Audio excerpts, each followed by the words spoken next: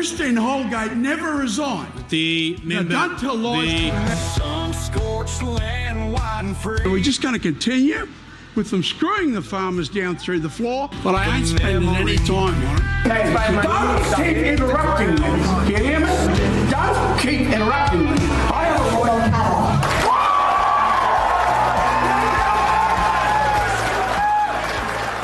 So welcome, Bob. We have Liam Johnson here. He is the owner of this wonderful establishment that we're at. This is our first remote episode of Wisdom Mongrel Patriot. We have, we're doing a PUBCAST. Not a podcast, a PUBCAST. And we're really interested to talk to Liam and what he's got to say about this neck of the woods. Liam, I'm going to ask you a question, my friend. Yep. If you were the boss of Australia, what's the first three things that you do? All right. Well, I'd start off, do a commercial fishing for sharks. That should be number one. Reduce the population of sharks down. There's just been 3 deaths in what, a week? Was it a week? 3 weeks. 3 weeks. 3 weeks. 3 weeks. I'd then start the first Australian fuel refinery. Just wait, just on that shark, like, is it because there's been an explosion in population, or was there always a major population? Like, I think there's been an explosion. Yeah. I mean, just in my experience from fishing out the reef, the last few years, it's just got worse and worse. You're bringing up fish and the sharks are right there, right at the boat every single time. And what do you think that is? Do you think that they're just not scared of us anymore, Yeah. or they're increased in populations? Yeah. I think they're getting very used to us and they're starting to take over. And with their size and their skill, they definitely can. But do you also think since the bans in relation to actively fishing for sharks and controlling shark populations? Yeah, that probably didn't help either. Yeah. No. 3 things. So Yeah, okay, the so first sharks. one, you want sharks. Yep. I would add crocodiles and taipan snakes to that. No, but I mean, they're Taipans. allowed to kill us, but we're not allowed to kill them. What sort of weird world do we live in here? Yeah. These people are sick that makes these decisions. If you put the life of a shark over the life of a human being, I would recommend that you go and see a good psychiatrist. But I'll say this, you are an evil bastard. And I use the word evil. When you die and you go to meet Jesus, you will be judged, my friend. You will be judged. Right, what's the second thing? Second thing was the Australian fuel refinery. Especially recently, I think it's a good idea with what's happened. So, Bob, you've got statistics on that. You know how much fuel we export from Australia and then how much fuel we then import. I don't know, it's really weird, but you can almost everything that bad is going on happened in that 1990-92. But in 1990, we were self-sufficient in oil. I think we imported 2% or something like that, negligible. Now, we import all of our oil. Well, we supply 2%, that's all. So effectively we import all of our diesel and petrol is imported from, and it's $62,000 million a year. That is twice as big as any other import item. The next one is motor vehicles, which, as I say, we produce 62% of our own motor vehicles in the 80s. Now we produce none at all. Underwear, we produced all of our underwear. Now we produce none of our underwear. Doesn't matter where you look. I mean, all the sugar mills were Australian owned, now they're all foreign owned. And talking about sugar mills, Bob, I think an important point is that 10 hectares of sugarcane produces 10,000 litres of fuel. And we're in the heart of sugarcane country, and instead of using our sugarcane to make fuel, what we do is we put it in great big ships and send it off to Singapore. Yeah. It's criminal what we're doing in relation to our sugarcane. But we've got to be able to motivate young people like yourself to become involved in politics. That doesn't mean you run around going into Parliament or getting votes, but you've got to start becoming involved and backing up people that we can put into Parliament that are like you. But when I went into Parliament, every single person in Parliament had a background similar to yourself. What were you doing, Liam, before you did this? Carpentry. You were working for someone Yeah. as a carpenter. Yeah. Well, you know, Martin Tenney, a member for Cairns, he worked in a hardware store, and then he owned the two biggest hardware stores, ultimately, in far North Queensland. Max Menzel, member for this area, he started life as a cane cutter, and he ended up owning 21,000 tonne cane farm. Yeah. I could go on. I mean, what was I doing? I was buying and selling cattle. I worked as a labourer at Mount Isa Mines. Got a few quid together, bought a few head of cattle, and I ended up, owning 250,000 acres up in the Gulf country. Yeah, right. Good cattle country, 24-inch rainfall. So they were the sort of people who went to Parliament. The sort of people now that go into Parliament, they get no achievements, no background. They've never done anything at all. Do you reckon there's a carpenter? Starting with the Premier. And I know his background, and I'm not here to denigrate him, but I mean, there's simply nothing in his background that would recommend him to be a member of Parliament, let alone Premier of the state. And I don't mean to pick on him, he's no different than any of the others. But I know the problem lies in the fact that we put into Parliament now people that have got 2 degrees and have never done a day's work in their lives. Work in the sense that I mean work. Yeah. Yeah. Look, I think so. We've done sharks. Yeah. We've done fuel. We've got one more thing. All right. What do you reckon? Well, I you should do? just want to go back to fuel for one moment.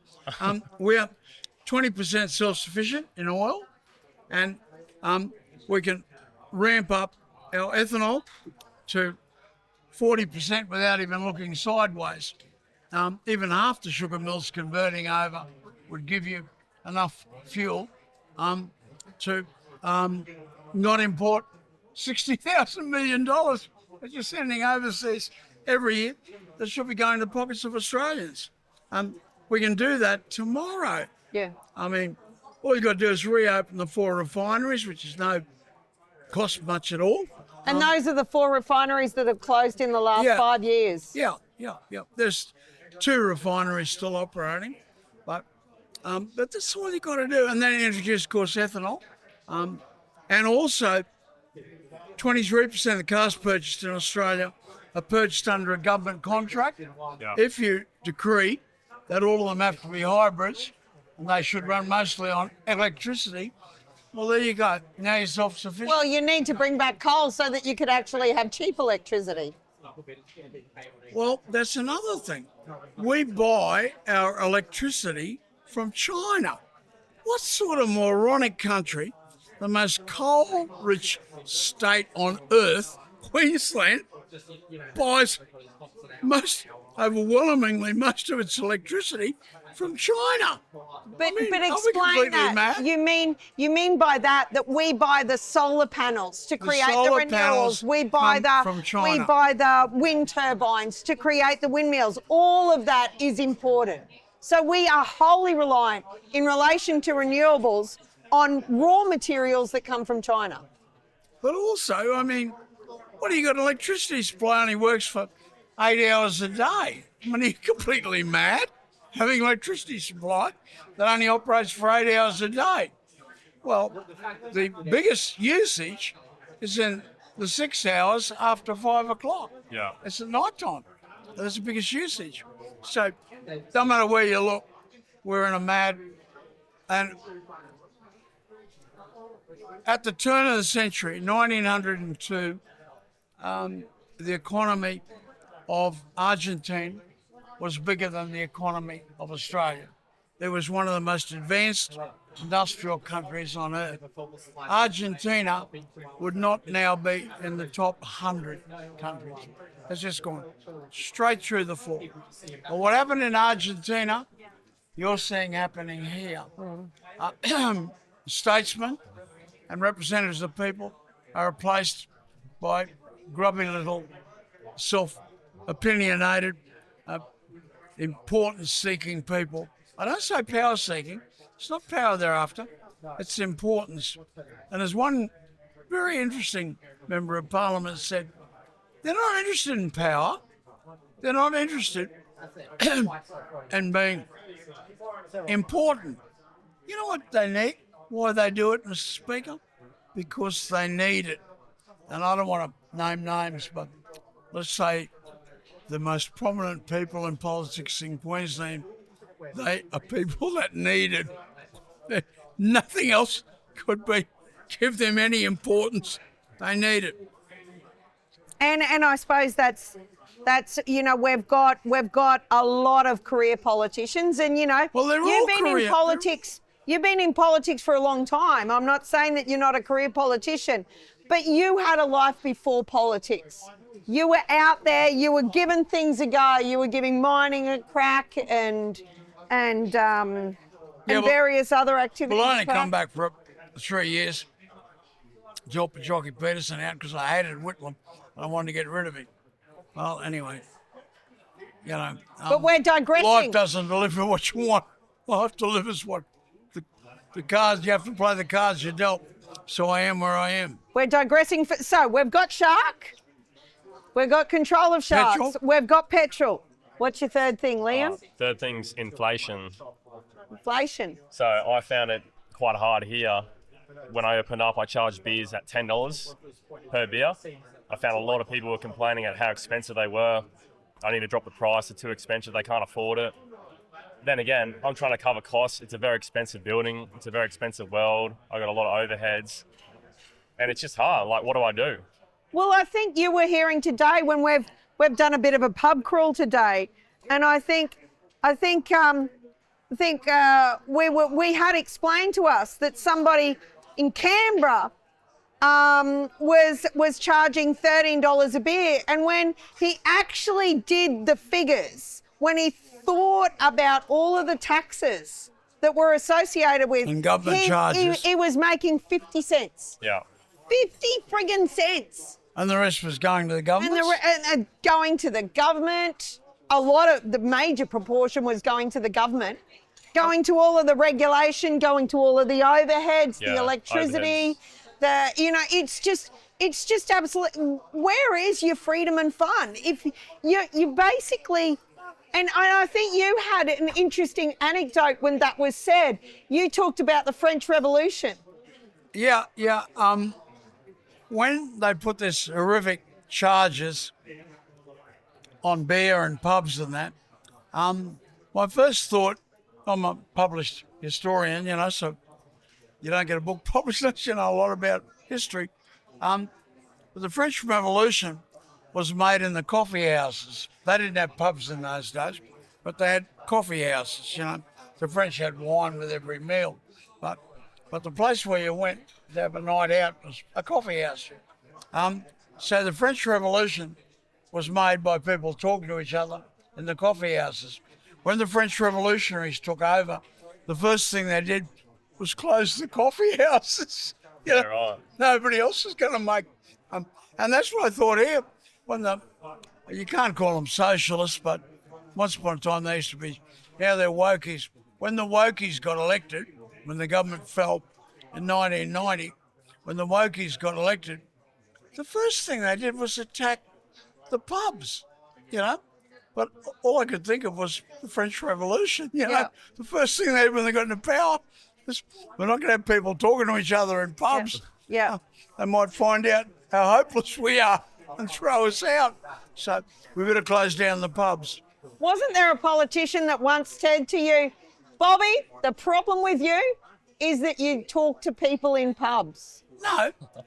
What he said was, that I listen to people. And no, he was interjecting. I was speaking, and he said, "Your problem is that you listen to people in pubs." And I said, "Well, the obvious retort is, your problem is you don't." Yeah. And I must admit, the speaker thought that was funny. I think most people listening in would. But that he would say that, and he would actually believe that. Yeah. It's wrong to go out there and listen to people because I'm Mr. Clever Dick and I know everything about everything. Yeah. What, Brisbane? Yeah. Brisbane knows everything about everything. But on inflation, people think that the solutions are complex. The solutions are pretty easy. You build some infrastructure out in our huge, vast landscape out west. You build some infrastructure, you build some roads, you build some dams, you make an idyllic lifestyle for a village to grow and not only grow but thrive. All of a sudden you've got cheap houses. You encourage families to go out there. You've got a great community. Everybody's got a backyard So you're without a mortgage. You're trying to bring the money up north as well. If we have got such an amazing amount of land that you're never going to have a government that deals with inflation unless they start dealing with housing. And the way to deal with housing isn't shoving more people in the city where infrastructure is cheap. Because that's a whole great big heap of BS. Infrastructure isn't cheap. It's just an easy no-brainer and government doesn't have to think. You need government that's going to actually put that infrastructure where the space is, where the land is, where the lifestyle is. Can you imagine you build a dam, everybody goes water skiing on the dam, they go fishing on the dam, everybody's got a backyard and a pool in their backyard. You know, mum and dad work in the local community, you've got school teachers, you've got doctors, you've got groundsmen, and it's a peaceful, simple lifestyle. We are the land of opportunity, and I think we've forgotten about that. Yeah. And do you think that is a way that you deal with inflation? And where does money supply come from? Money is created by borrowing, not by printing presses, but by borrowings. The famous book which is a textbook for 60 years in economics, he has in there the actual graph. Is that when soda? you create money? No. The famous American economist. But so you've got to get increasing money supply to level increasing goods and services, but we're not increasing goods and services in Australia at all. In fact, I would argue that we're decreasing goods and services. We don't make any motor cars, we don't make any petrol, we don't make any underwear. We make very little clothing. Take out R.M. Williams and we make virtually nothing. And the boot boys are really big, very successful in Australia. But take them out and you got nothing, So you must have inflation on a fairly massive scale, but there's ways and ways you can cover it up.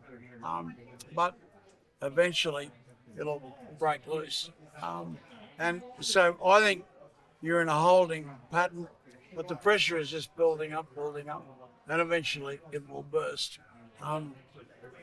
But interestingly, my independent colleagues, people that are answerable to the people, and not a political party in Sydney or Melbourne or Brisbane, people that actually represent people, they are all saying that, we are in a depression now. The fact that the figures are not indicating that, well, it's only the ABC takes it out of the figures. Yeah. No one else does. Look, I think it's actually really sad that the kids of today, the people that are in their 20s and 30s that are trying to get ahead, trying to buy a house, the mortgages that they are facing is just is just strangling. You're looking at doing a lifetime of paying money to the bank. There's no savings, there's no fun, there's no going to the pub. You know, if you've got $1 million mortgage over your head, that is a huge financial pressure. Yeah. It actually, couples split up over it. And that's when you can be in a real dire circumstance. But also, people don't want to have kids. Like, I must admit, I've worked with you for 17 years, Bob, but I have never seen you more animated than what you are with your grandkids. There's a weight that appears to be lifted off your shoulders. As soon as you have those little grandkids running around, calling your grandpa Bobby, you're a whole different person. You know? I find that I can sit in a corner and just watch my grandkids doing whatever they do. You know? I find it absolutely fascinating. But my sister Geraldine, her grandson Robbie, is a real freak on rugby league. So I went around to watch the rugby league the other night. This place, because he knew all the players and all the moves. And he's 6 years of age. And I'm saying, who's that bloke, Robbie? And he's still me. Yeah. You know, And I think there's that lovely, unique relationship that grandparents can have with their grandkids that parents can't directly have with their kids sometimes. yeah, they've got responsibilities. You know? Grandparents got no responsibilities. You can corrupt them and then hand them back. Bringing it back to Scotties, like, are you, you're relying on locals, but you're also relying on the tourism industry and, your growth and development.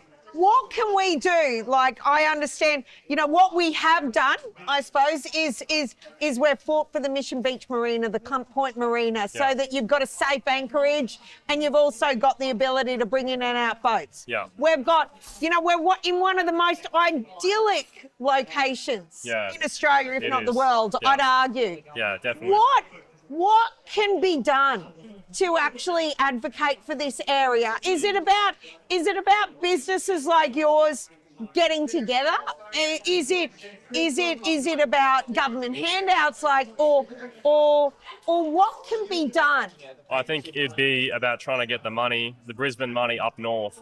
So whatever that means, what you said, Elise, with the housing out west and So the Brisbane money seems to be really, the Queensland money seems to be really concentrated on Brisbane at the moment because of the Olympics. Yeah. And do you think that the Olympics should be fair dinkum a Queensland Olympics and not a Brisbane Olympics? Well, or do you just think that that's been a waste of money anyway? It can't be a Queensland Olympics. no, it's got to be. By definition, it can only be one city. They could have spread it out. No. They've spread it. They've tried to spread it out a little bit. I did a bit of study on this, and really, the benefit goes to the city. And it's not a country that applies to the Olympic Games. It's the city. I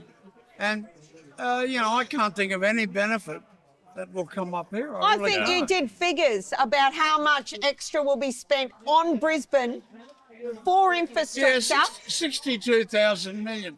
Yeah, right. $62 That is the entire Queensland budget in a year. Queensland budget in a year, additional.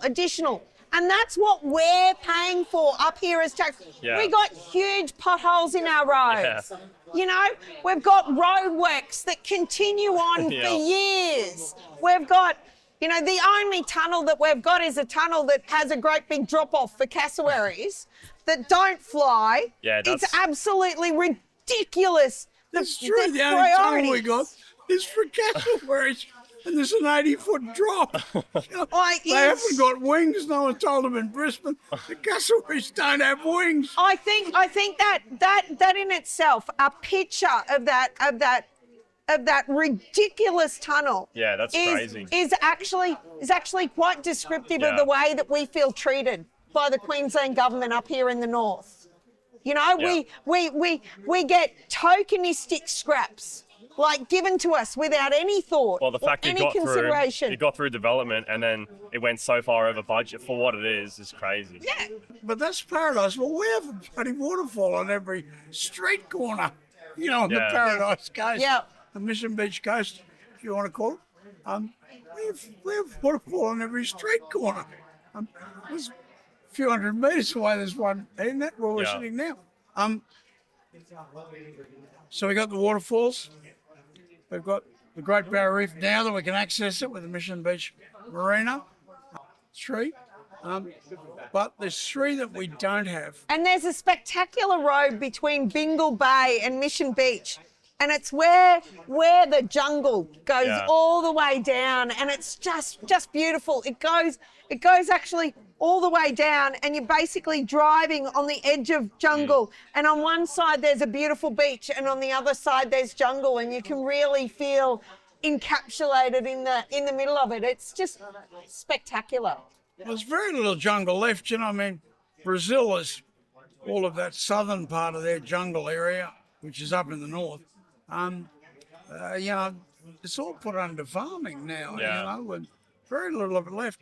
In Africa, it's been an absolute murderous disaster. So, we have some of the very few bits of jungle left in the world. But, so you got jungle, you got waterfalls, you got the barrier reef, but the things we haven't got, crocodiles.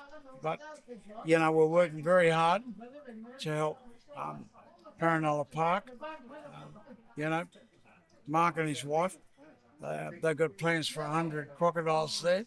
And Damien, probably the best of the young bloke, but, trained under Mick Treboni, the great crocodile man. But he's raring to go to start it off and kick it off in Rome. So the crocodiles are on the way. That waterfall in Ingham. Wallerman. No, not Wallerman. No, the Herbert River. Wallerman. I don't want to be crude, but it reminds me of something, that little trickle of water. Oh, Bob. No. Please. But the big falls there are on the upper Herbert. On the Herbert, yeah. Yeah, but on the upper Herbert. I know what you're talking about. I know. And it's terrible, I can't remember. But those falls are spectacular. They really take your breath away. But even where we were earlier today, And the Herbert River Falls is spectacular. Wallerman is absolutely ridiculous. My dog could do a better job. But we've got Paranella Park. That waterfall there, gorgeous. We've got just in Mission Beach. You've got those beautiful. You got Lacey's Creek, Lacey's Creek. I'm trying desperately to think of the bloke's name who created the foundry here, but his daughter started the trail. She called it after the butterfly. But she got this trail where you walk along the beach, but all these people think the beach is their private backyard, and I wasn't going to walk with her because they're going to really kick up a stink. Oh, the Ulysses Trail. Ulysses. Yeah. The Ulysses Trail. Yep. Yeah, Ulysses Trail. But it's a great idea. And I think we could get, every single organisation in the greater Mission Beach area to go at Christmas time on the Ulysses Trail singing Christmas carols. We'll have candles. Yeah. Everyone will have candles. Yeah, there you go. And then after that, Bob, we come back here for burgers and beers. Well, I reckon we could just go down there and all sing Christmas carols, or we could just stay here. It's got to be of a financial benefit to the area, or it's not worth doing. That's my opinion. All right, in Cairns that's different, but it's pretty pertinent in Cairns too. You got a beautiful place for the kids to cool off and Splash maybe pool there, isn't it? yeah, they're just across the road. Just over there. And skate park and Skate park? cold beers here. We might close the street off, Absolutely. so Right the off kids the can walk Hulla over Breed and back, Road. Bob's in town. Oh, Bob's in town. But how far away is it from where we're sitting? Just there. No, Just but there. what's that, 100 metres? Oh, or- no. 50 Less than metres? 100 metres. Yeah, 30 meters. 30 metres? Yep. Yep. We close off the street. Yep. We have 400 people here. Absolutely. We can have you dressed up as Santa Claus. Yeah. What do you think, I'm old? Oh, no. I just kind of think that the white hair. Why might- don't you get him to dress up as Santa Claus? I don't have the white hair yet. Yeah. He might have to be one of the elves. You know, I have got great notoriety for saying, don't say that. No. Look, I think we're on to a winner here. Absolutely. The kids can be over there. Parents can be up here. Bob, you got to talk to the Joy council. to the world, the Lord has come. Let every heart rejoice. Let fields and flowers rock hills and plain. Repeat the resounding joy. Repeat the resounding joy. Repeat the resounding joy. Handel's Messiah, arguably the most beautiful music in human history. Handel's Messiah. And on that note, I think you should thank Liam for his very interesting conversation. Thanks for having me, Bob. Yep. Much appreciated, and I'd encourage everybody that hasn't been to Mission Beach to come to Mission Beach. Sun-scorched land, wide and free.